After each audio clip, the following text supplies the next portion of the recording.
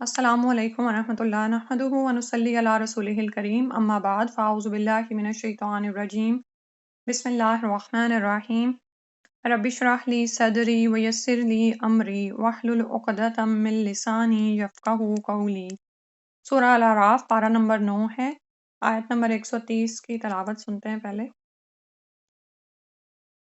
وَلَقَدْ أَخَذْنَا آلَ فِرْعَوْنَ بِالسِّنِينَ وَنَقْصٍ مِّنَ الثَّمَرَاتِ لَعَلَّهُمْ يَذَّكَّرُونَ۔ وَلَقَدْ اور البتہ تحقیق، تین تاکیدیں آ رہی ہیں، واو قسمیہ، لام تاکیدی، قد بھی تحقیق کے لیے۔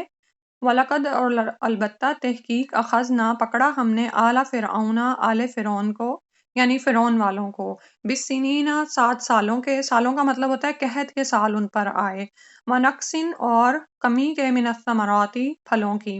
اور پھلوں کی کمی کے ساتھ پکڑا، لعلہم شاید کہ وہ یذکرون وہ نصیحت پکڑیں۔ ثمرات جو ہے وہ پھل آ رہا ہوگا آپ کے پاس، لیکن ہر طرح کی وہ چیز جو زمین سے نکلتی ہے اور درخت کا یعنی وہ پھول یا پھل بنتی ہے نا،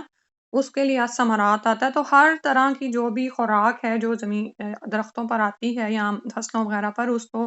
کہا جاتا ہے کہ ثمرات کی کمی بھی ان کو آئی، ٹھیک ہے۔ اب یہاں پر آل فرعون پر جو عذاب آئے ہیں ان کا ذکر کیا جا رہا ہے کہ آپ کو یاد ہوگا کہ پچھلی دفعہ جب ہم نے پڑھا تھا کہ بنی اسرائیل کو آل فرعون تکالیف دیتے تھے اور ان کو یعنی انہوں نے غلام بنایا ہوا تھا، ان کے بیٹوں کو بری طرح سے قتل کر ڈالتے، عورتوں کو زندہ چھوڑتے تھے، اور وہ موسیٰ علیہ السلام کے پاس آئے اور انہوں نے اس بات کی شکایت کی کہ آپ کے آنے سے پہلے بھی یہی حال تھا اور اب پھر یہی ہوا ہے۔ یعنی فرعون نے وہی سزائیں دوبارہ جاری کروا دی تھیں کہ بیٹوں کو قتل کر ڈالتے اور ان کی لڑکیوں کو کنیزیں اپنی بنا لیتے تھے، اور یعنی ایک ذلت اور رسوائی کے عذاب سے ان کو گزارتے تھے۔ تو پھر اللہ سبحانہ وتعالیٰ کی طرف سے جب پکڑ آئی تو آل فرعون کو سالوں کے ساتھ پکڑا گیا، یعنی قحط ان کے ملکوں میں پھیل گیا۔ وَنَقْصٍ مِّنَ الثَّمَرَاتِ اور ثمرات میں نقصان یعنی کمی ہو گئی۔ اور آپ یہ دیکھیں کہ مصر ایک ایسا زرخیز علاقہ ہے کہ جہاں پر سب کچھ با فراغت اگتا تھا، ٹھیک ہے۔ تو کوئی ایسا ملک ہو نا جہاں پر ایکسپیکٹیشنز ہوں اور کبھی بارش ہوتی ہو کبھی نہ ہوتی ہو، کوئی پھل انہوں نے کھائے ہوں کہ نہ کھائے ہوں، تو اتنا فرق نہیں پڑتا، لیکن ایک ایسی جگہ جہاں کے لوگوں نے کبھی سوچا ہی نہ ہو کہ ہمارے ساتھ بھی ایسا ہو سکتا ہے، یعنی ایک زرخیز زمین تھی اور سب کچھ ان کو ملتا تھا، تو یہ ان کے لیے ایک بڑی آزمائش تھی۔ اور سنین جو ہے وہ کہا جاتا ہے، ایک روایت میں آتا ہے کہ دادا کہتے ہیں کہ یہ آزمائش دیہات والوں کے لیے تھی، کیونکہ کسانوں کے لیے فصلوں کا پیدا ہونا اور یہ ایک خوشی کا باعث بھی ہوتا ہے نا کہ آپ کو نعمتیں عطا ہو رہی ہیں، جو بیج آپ نے زمین میں ڈالے وہ آپ کو وافر مقدار میں فصلیں دے رہے ہیں۔ اور دوسرا، شہر والے کیا چیز حاصل کر رہے ہوتے ہیں؟ ان چیزوں کے ثمرات، ٹھیک ہے۔ تو وہ شہر والوں کے پاس کیا ہوا؟ ثمرات کی کمی ہوگی۔ بیسیکلی تو اوور آل جو ہے وہ قحط ہی آیا ہے، لیکن ان کی رائے میں کیا ہے کہ سنین جو تھا وہ دیہات والوں کے لیے ایک طرح کا عذاب اور مصیبت تھی، اور نقص من الثمرات شہر والوں کے لیے۔ اور یہ ان پر کیوں آیا تھا؟ لعلہم یذکرون، شاید کہ ان کو ہوش آئے، وہ نصیحت پکڑیں۔ تو جب بھی انسانوں پر آزمائش آتی ہے تو انسانوں کے دو رویے ہو جاتے ہیں کہ ایک تو وہ غفلت سے جاگتے ہیں اگر تو وہ اس قابل ہیں اور ابھی ان میں کچھ پایا جاتا ہے، جیسے پیچھے بھی ہم نے پڑھا کہ ساری قوموں کے احوال جو ہمیں بتائے جاتے ہیں وہ کس لیے ہیں؟ تاکہ انسان عبرت حاصل کرے۔ اور عبرت حاصل کرنے میں یا نصیحت حاصل کرنے میں بھی دو رویے ہوتے ہیں۔ ایک تو یہ ہے نا کہ کوئی انسان بس کنارے پہ کھڑا ہو کے اللہ کی عبادت کر رہا ہے، تھوڑا سا غافل ہے، تھوڑی سی ہوش آئی تو چلو نمازیں پڑھ لیں، باقی اس کی زندگی کی روٹین وہی ہے، زندگی سے محبت اس کو اسی طرح، آخرت کی تیاری میں اس کا کوئی خاص کردار نہیں ہے، ٹھیک ہے۔ تو پھر ایسے شخص کا رویہ کیا ہوتا ہے کہ کوئی آزمائش آتی ہے نا تو ایک دم سے غفلت سے جاگتا ہے، تو اس کے اعمال میں بہتری آنا شروع ہو جاتی ہے۔ اور بعض اوقات کوئی ایسا شخص ہوتا ہے جو کہ پہلے سے اسلام سے جڑا ہوا ہے، شعوری طور پر اسلام سے جڑا ہوا ہے، لیکن بہت سے اعمال پھر بھی اس سے سرزد نہیں ہو پا رہے ہوتے، کوئی نہ کوئی غلطیاں قصور ہیں، بار بار وہ اپنے آپ کو ملامت بھی کرتا ہے لیکن نہیں اس سے ہوتا۔ تو پھر ایسے لوگوں کے لیے یہ جو سنین ہوتے ہیں یا نقص من الثمرات ہوتے ہیں، یہ ان کو مزید اللہ تعالیٰ سے جوڑ دیتے ہیں، اور وہ جو ان کی کمی کوتاہی ہوتی ہے نا وہ پھر اس کو پورا کرنے کی کوشش کرتے ہیں، ٹھیک ہے۔ تو آزمائش کے آنے پر ایک رویہ تو یہ ہو سکتا ہے۔ دوسرا رویہ یہ ہوتا ہے کہ انسان اور زیادہ باغی ہو جائے، اور وہ اس کو یہ سمجھ ہی نہ آئے کہ اللہ کی پکڑ ہے یہ، اور وہ اب اس مصیبت سے تو اس نے نکلنا ہے، تو وہ کیا کرے کہ اللہ کے علاوہ میں دل لگائے، ٹھیک ہے؟ یعنی جیسے کچھ لوگوں کا حال کیا ہوتا ہے کہ جب وہ بہت اداس ہوتے ہیں نا، تو وہ قرآن نماز کی طرف نہیں آتے، کیونکہ یہ تو زندگی میں ہے نہیں۔ وہ کیا کرتے ہیں آپ جانتے ہیں، میوزک سنتے ہیں،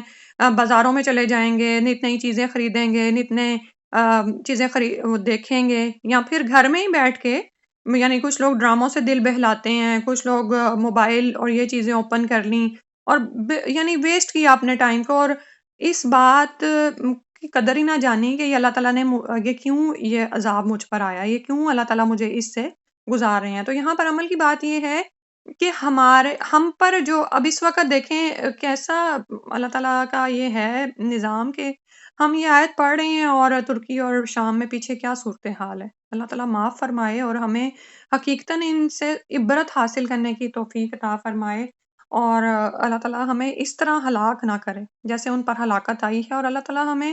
ایسے عذاب سے نہ پکڑے، اور ایسے عذابوں کے آنے سے پہلے ہی ہماری مغفرت فرما دے، ہمیں بخش دے۔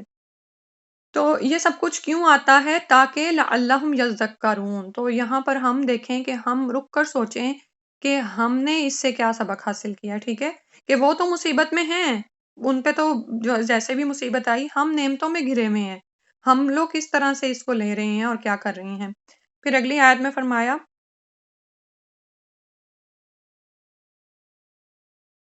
فإذا جاءتهم الحسنة قالوا لنا هذه وإن تصبهم سيئة يطيروا بموسى ومن معه ألا إنما طائرهم عند الله ولكن أكثرهم لا يعلمون۔ فائزہ پھر جب جاءتہم آتی ان کے پاس حسنتن کوئی بھلائی، قالو وہ کہتے لنا ہمارے لیے ہے، حاضی یہ، وَإِنْ اور اگر تصبہم پہنچی ان کو سیئتن کوئی برائی، یطیرو انہوں نے فالے بدلی، یطیرو جو ہے طیر سے ہے، پرندے سے ہے، شگون لینا یا کوئی فال نکالنا، تو وہ بری فال لیتے تھے بموسیٰ موسیٰ علیہ السلام کی، ومن معاہو اور جو کوئی آپ کے ساتھ تھے، یعنی موسیٰ علیہ السلام کے، الا خبردار ہو، انما بے شک طائرہم ان کی فال بد، ان کی نحوست، عند اللہ اللہ کے ہاں ہے، ولیکن لیکن اکثرہم اکثر ان میں سے لا یعلمون اکثر جانتے نہیں ہیں۔ تو ہوتا کیا تھا کہ جب بھی ان کے پاس کوئی بھلائی آتی تو وہ کہتے یہ تو ہمارے ہی لیے ہے، اور جب ان پر برے دن آتے، کوئی مصیبت آتی، کوئی آفت ٹوٹ پڑتی، ان کے اپنے ہی گناہوں کی وجہ سے، ان کے اپنے گناہوں کا نتیجہ ہوتا، تو کیا کرتے کہ اس کو موسیٰ اور ایمان والوں کی نحوست بتاتے کہ یہ جو تم لوگوں نے نئی باتیں شروع کر دی ہیں اور نیا کام یہاں پہ ڈال دیا ہے، اس کی وجہ سے ہم پر یہ مصیبتیں آ رہی ہیں۔ تو اللہ تعالیٰ نے فرمایا خبردار رہو، ان کی نحوست اللہ کے ہاں ہے، یعنی اللہ ہی کی طرف سے ہے، اور وہ ولیکن اکثرہم لا یعلمون لیکن اکثر ان میں سے علم نہیں رکھتے۔ کس بات کا علم نہیں رکھتے؟ کہ یہ تو دراصل ان کے اپنے ہی اعمال کی کارستانیاں ہیں جو کہ اب ان کے سامنے آ رہی ہیں، نعوذ باللہ من ذالک، ٹھیک ہے؟ تو اللہ سبحانہ وتعالیٰ تو ان تمام چیزوں کے ذریعے انسان کی آزمائش کر رہے ہوتے ہیں کہ وہ اللہ کی طرف رجوع کر لیں، ٹھیک ہے؟ لیکن ان کا حال کیا تھا کہ جب کوئی بھلائی ملتی تو تب بھی اللہ کا شکر نہ ادا کرتے۔ جیسے آپ یہ دیکھیں کہ اگر کوئی عذاب یا مصیبت میں ہے تو ہم بچے ہوئے ہیں، لیکن ہم کتنی دفعہ اللہ کا شکر ادا کرتے ہیں، اللہ کے حضور جھکتے ہیں، اور بعض اوقات تو کچھ لوگ اس کو فور گرانٹیڈ لے رہے ہوتے ہیں کہ نہیں یہ میرا حق تھا، یہ مجھے دیا ہی جانا تھا، ہم واقعی اس بھلائی کے مستحق تھے، اور سم ٹائمز ہم اس کو اپنے علم کا، اپنی قابلیت کا اثر بتا رہے ہوتے ہیں کہ یہ ہماری عقل مندی اور حسن تدبیر کا نتیجہ ہے کہ یہ بھلائیاں ہمیں مل رہی ہیں۔ اور اس کے برعکس جب برے دن آتے ہیں تو پھر کیا ہوتا ہے کہ پھر بھی انسان نہیں پلٹتا اور اپنے گناہوں پر توجہ نہیں دیتا کہ یہ میرے گناہوں کی وجہ سے ہو سکتا ہے، بلکہ اپنے آس پاس والوں کو کوستا ہے کہ شاید فلاں کی نظر لگنے سے یا فلاں کی مصیبت سے مجھ پر یہ نحوست سے یہ مجھ پر ہو گیا۔ اور یہ دیکھیں یہ آیت کے جو مصداق ہیں ہمارے ارد گرد بھی کتنی مثالیں ہیں، اور بعض اوقات ہمارے اندر ہی نا کہ کیا ہوتا ہے کہ ہم پر کوئی مصیبت آ پڑے تو کبھی ہم اپنے ہی اولاد کو سم ٹائم بندہ کوس رہا ہوتا ہے نا، اور کچھ ایسے منہ سے الفاظ نکل جاتے ہیں تو وہ ان کا حال کیا تھا کہ جب کوئی مصیبت آتی تو موسیٰ اور ایمان والوں کو یعنی متون کرنے لگتے کہ ہمیں تمہاری وجہ سے ہی برے دن دیکھنے کو ملے ہیں، اپنے گناہوں کی طرف ان کی نظر ہی نہیں جاتی تھی۔ اسی بات کا ذکر کیا جا رہا ہے کہ وَلَٰكِنَّ أَكْثَرَهُمْ لَا يَعْلَمُونَ، کہ اللہ کی پکڑ کا ان کو کوئی خوف خدشہ نہیں ہے کہ الا انما طائرهم عند اللہ، کہ یہ اللہ ہی کی طرف سے ہے ان کی نحوست اور ان کے اعمال کا سبب ہے۔ پھر اگلی آیت میں فرمایا وقالوا مهما تأتنا به من آية لتسحرنا بها فما نحن لك بمؤمنين۔ وقالو، اور وہ کہنے لگے مہما تأتینا، جو بھی تو لائے گا ہمارے پاس، بھی ساتھ اس کے، من آیتن کوئی نشانی، لتسحرنا کہ تو جادو کر دے ہم پر، بہا ساتھ اس کے، فما نحنو تو نہیں ہے ہم، لکا تجھ پر، بمؤمنین ایمان لانے والے۔ اب حال ان کا یہ تھا کہ جو بھی نشانی ان کے پاس آتی وہ اس کو موسیٰ علیہ السلام کا سحر بتاتے، یعنی وہ یہ سمجھتے کہ اس کے ذریعے وہ ہم پر جادو کر رہے ہیں، اور پھر بھی کہتے کیا کہ ہم ہرگز بھی تم پر ایمان لانے والے نہیں ہیں۔ تو یہاں پر دراصل ان کی عقل کا بھی حال بتایا جا رہا ہے کہ عقل پر کچھ ایسے پتھر پڑ گئے تھے کہ قحط اور خشک سالی کے مصائب کو بھی موسیٰ علیہ السلام کا نعوذ باللہ جادو قرار دے رہے تھے، حالانکہ جادوگر کے جادو میں ہرگز ایسی کوئی طاقت نہیں ہوتی کہ وہ اپنے جادو کے اثر سے کسی علاقے پر قحط یا خشک سالی مسلط کر دے، ٹھیک ہے، کیونکہ ہم نے پچھلی دفعہ جادو کی حقیقت پڑھی تھی نا، کہ وہ دراصل آنکھوں کو باندھتا ہے، چیزوں کی حقیقت کو نہیں بدلتا۔ تو اور ان کے ہاں تو جادو اتنا عام تھا، کیا ان کو یہ علم نہیں تھا کہ جادو کے زور سے یہ نہیں کیا جا سکتا؟ اور ان کیس اگر جادو کے زور سے قحط سالی اور یہ مصیبتیں لائی جا سکتی ہیں تو پھر جادو کے زور سے اس کو دفع بھی کیا جا سکتا ہے، جیسا کہ انہوں نے عصا اور ید بیضا کا مقابلہ کرنے کا سوچا تھا، ٹھیک ہے۔ تو لیکن حالت کیا تھی کہ مان کے نہیں دیتے تھے، فما نحن لک بمؤمنین، ہم نہیں تم پر ایمان لانے والے، تم جیسا بھی جادو کرتے رہو ہم نہیں تمہیں تسلیم کریں گے، نعوذ باللہ من ذالک۔ پھر اگلی آیت میں فرمایا فأرسلنا عليهم الطوفان والجراد والقمل والضفادع والدم آيات مفصلات فاستكبروا وكانوا قوما مجرمين۔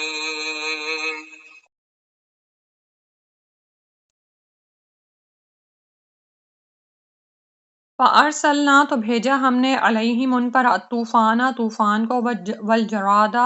اور ٹڈی دل یعنی ٹڈیاں، والقملہ اور سرسریاں یا جوئیں، والضفادع اور مینڈک، والدما اور خون، آیات نشانیاں، مفصلات وقفے وقفے میں، کھلی کھلی بھی، فاستکبروا تو انہوں نے تکبر کیا، بڑا بننا چاہا، وکانو اور تھے وہ، قومن ایک ایسی قوم، مجرمین جو مجرم تھے۔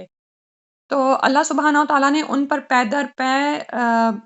عذاب بھیجے، اور یہ وہ عذاب ہے جن کو آگے پیچھے آنے والی نشانیاں بھی کہا جاتا ہے۔ ہم جانتے ہیں نا کہ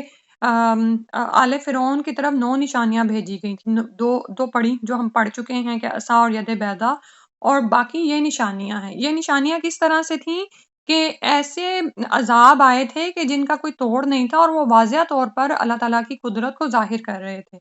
تو بھیجا ہم نے ان پر طوفان کو، اور طوفان کیا تھا کہ جب خشک سالی ہوئی، جیسے پیچھے بھی بتایا ہے، خشک سالی کے عذاب کے بعد اللہ تعالیٰ نے ان پر زوردار بارش برسائی،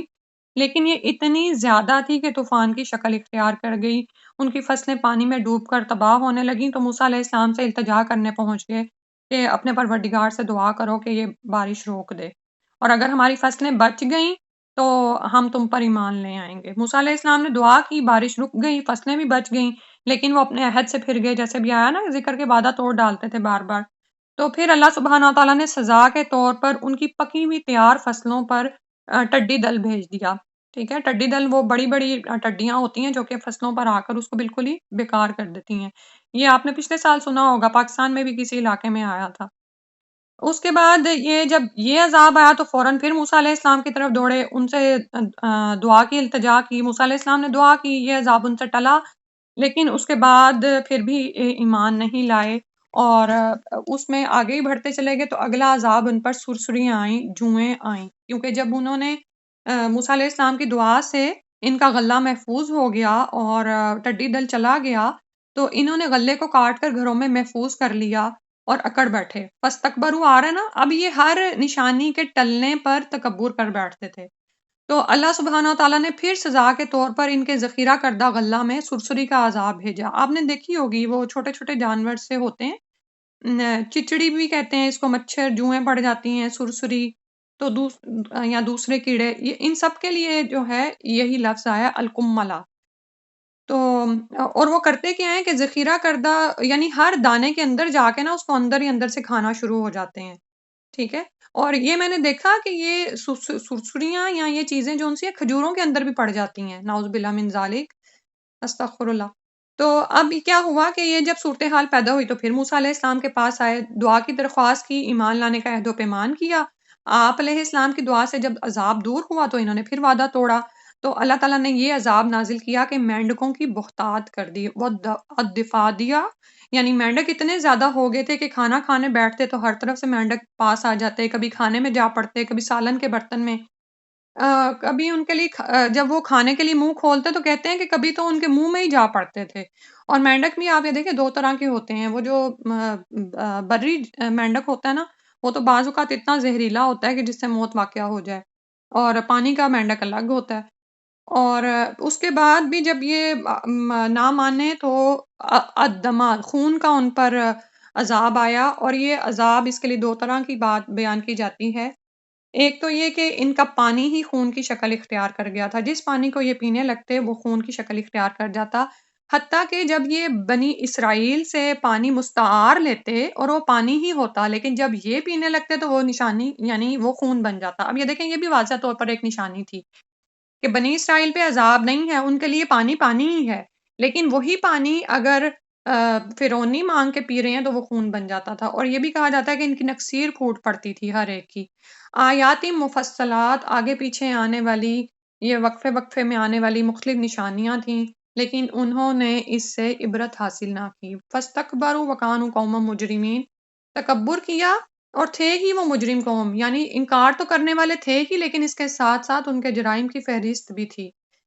استغفر اللہ. اس کے بعد اللہ سبحانہ تعالیٰ نے ان پر اگلا عذاب بھیجا. ولما وقع عليهم الرجز قالوا يا موسى ادع لنا ربك بما عهد عندك لئن كشفت عنا الرجز لنؤمنن لك ولنرسلن معك بني إسرائيل. ولما، اور جب واقع ہوا علیہم ان پر، الرجز، رجز یعنی عذاب، قالوا وہ کہنے لگے، یا موسیٰ، موسیٰ علیہ السلام، ادعو لنا ہمارے لیے دعا کر، پکار، ربا کا اپنے رب کو، بما ساتھ اس کے جو عہدہ اس نے عہد لیا ہے، عندک تیرے پاس، لائن البتہ اگر کشفتا تو نے ٹال دیا، تو نے ہٹا دیا، انا ہم سے، الرجزہ عذاب کو، لنؤمنن البتہ ہم ضرور ایمان لے آئیں گے، لکا تیرے لیے، ولا نرسلن اور ہم ضرور بھیج دیں گے، معاک تیرے ساتھ، بنی اسرائیل، بنی اسرائیل کو. یعنی اس قوم کا وتیرہ یہ بن گیا تھا کہ جب بھی کوئی عذاب آتا تو موسیٰ علیہ السلام کے پاس آتے، دعا کے لیے التجا کرتے کہ تمہارے رب نے جو تم سے عہد کر رکھا ہے اس کے مطابق ہم اللہ سے دعا کرو اور ہمیں اس سے نجات دلا دو، ہم تمہارا مطالبہ تسلیم کرتے ہوئے بنی اسرائیل کو تمہارے ساتھ ضرور روانہ کر دیں گے. اور ہر دفعہ ہی یہ کرتے تھے کہ جب بھی ایسا ہوتا تو ساتھ ہی وعدے کو توڑ ڈالتے تھے. تو یہاں پر بعض مفسرین نے الرجز سے یعنی نشانی یا عذاب کے علاوہ خاص تعاون بھی لیا ہے، اور ایک حدیث سے اس معنی کی تائید بھی ہو جاتی ہے. تو اس لحاظ سے پیچھے 5 عذاب گزرے اور یہ تعاون دراصل چھٹا عذاب تھا. کہا جاتا ہے کہ جب فرعونیوں پر تعاون کا عذاب نازل ہوا تو ان کے بے شمار آدمی مرنے لگے اور ہر گھر میں صف ماتم بچھ گئی تھی. اور پھر یہ بھی آتا ہے کہ یہ وہی وقت تھا کہ جس وقت وہ اتنے زیادہ اپنی پریشانی میں مبتلا ہوئے کہ اللہ سبحانہ وتعالیٰ کی طرف سے جب موسیٰ علیہ السلام اور بنی اسرائیل کو ہجرت کا حکم ہوا تو وہ فوری طور پر ان کا تعاقب نہ کر سکے. یعنی کبھی خیال پیدا ہوتا ہے نا کہ اتنے لاکھوں کی تعداد میں بنی اسرائیل تھے تو وہ فرعونیوں کی نظر سے کیسے بچ نکلے تھے، اور جا کے دریا پر پہنچے تھے تو پھر فرعونیوں نے ان کو پکڑا تھا، یعنی پکڑا بھی نہیں تھا، ابھی ان کے پیچھے ہی پہنچے تھے. تو اس کی ایک یہ بھی بیان کی جاتی ہے وجہ کہ وہ اس وقت طاعون کے عذاب میں مبتلا تھے، تو فوراً ان کا تعاقب نہ کر سکے۔ پھر اس سے آگے فرمایا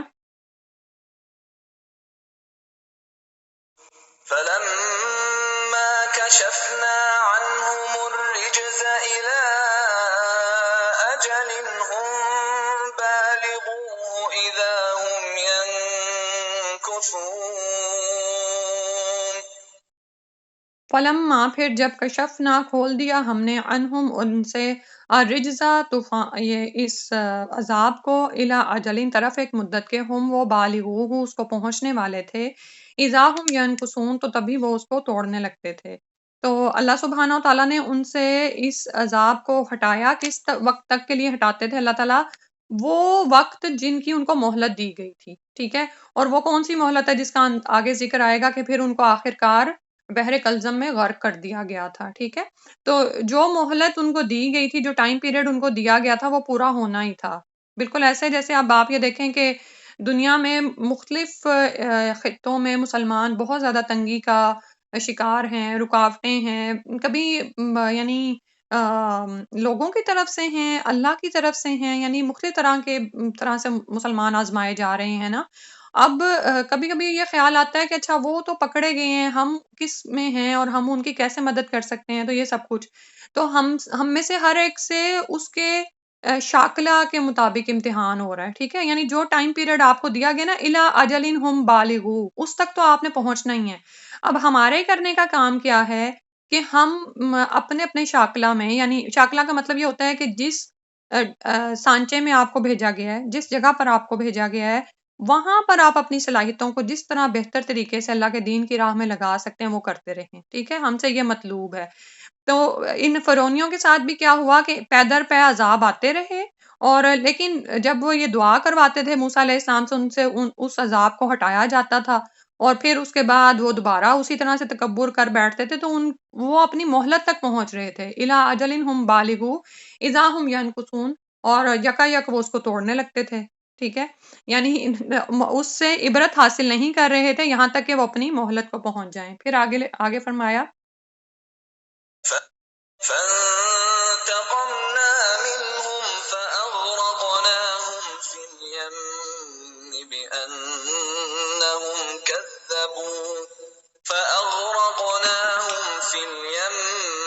بأنهم كذبوا بآياتنا وكانوا عنها غافلين۔ فانتقمنا تو انتقام لیا ہم نے منہم ان سے، فاغرقناہم تو غرق کر دیا ہم نے ان کو،